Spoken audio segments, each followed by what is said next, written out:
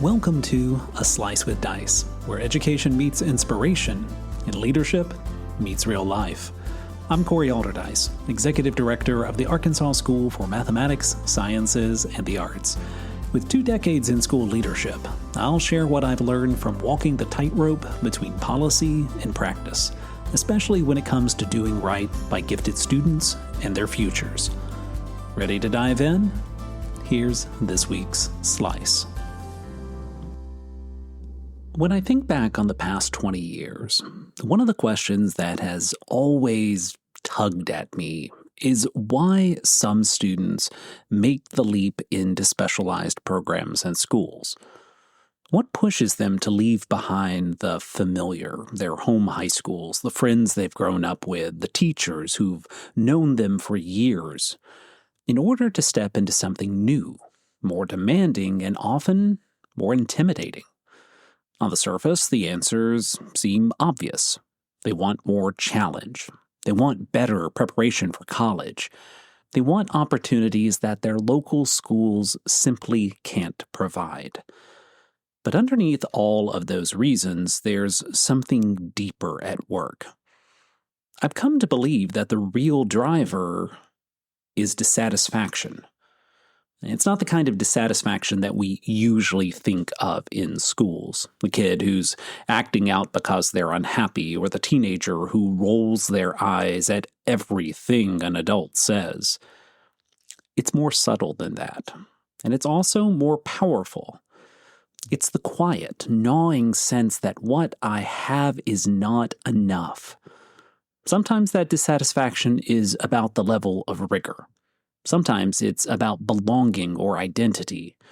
And sometimes it's about context, wanting to escape an environment that feels stifling.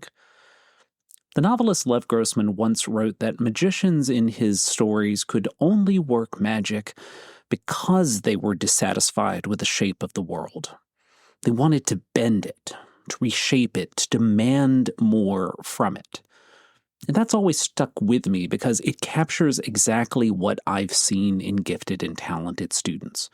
The ones who take bold steps into new programs are often dissatisfied, not because they're broken or entitled, but because they can imagine something different for themselves.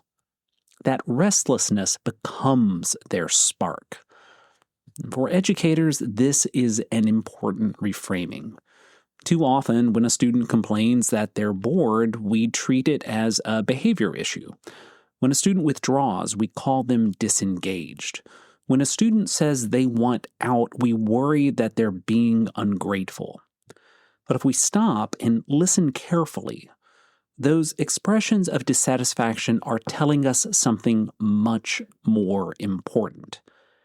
They are signals of agency. They are the student's way of saying, I am ready for something else, something more, something better. That's what I mean by the idea of a satisfaction gap.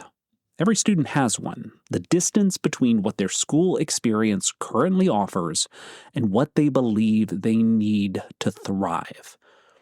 When that gap is small, the student is content. When it grows larger, the student becomes restless. And when it grows too wide, dissatisfaction becomes urgent.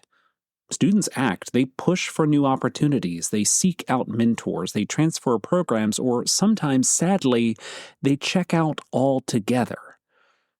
Think for a moment about the student who breezes through the math worksheets in 10 minutes and then spends the rest of the class doodling in the margins. And it would be easy to call that student inattentive or even disruptive. But through this lens, the doodles are not disinterest. They're a signal. The student's gap is academic.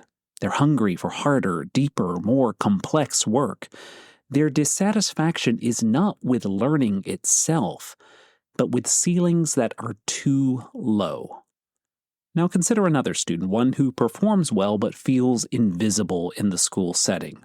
They're competent, maybe even excelling, but they don't see themselves reflected in their peers, their teachers, or their curriculum. Their dissatisfaction isn't about rigor, it's about recognition. They're asking, do I belong here? Does anyone notice me? this is just as much a gap as the student doodling in the math class. It's a different shape, but it's no less real. And then there are the students whose dissatisfaction is contextual. They don't feel challenged, they don't feel supported, and they don't feel safe. For them, the dissatisfaction grows so heavy that escape feels like the only option. They're not just looking for more work or more recognition, they're looking for a new environment altogether. Their satisfaction gap has grown so wide that it demands a wholesale change of context. The point I want to make in this first episode is that dissatisfaction is not a problem to be silenced. It is a signal to be interpreted. If we are serious about talent development, we have to be serious about listening to dissatisfaction, because it's in that dissatisfaction that students are telling us what they need. Now, they may not always have the vocabulary for it. They may not always be able to articulate it in ways adults find comfortable. But if we pay attention, it's there. And this is where our work as educators comes in. We are not just transmitters of knowledge, we are interpreters of agency. Every complaint, every eye roll, every request for something more is a clue. What looks like disengagement may actually be readiness. What looks like defiance may actually be aspiration. What looks like apathy may actually be the early stages of transformation. Over the next episodes, I want to unpack this further.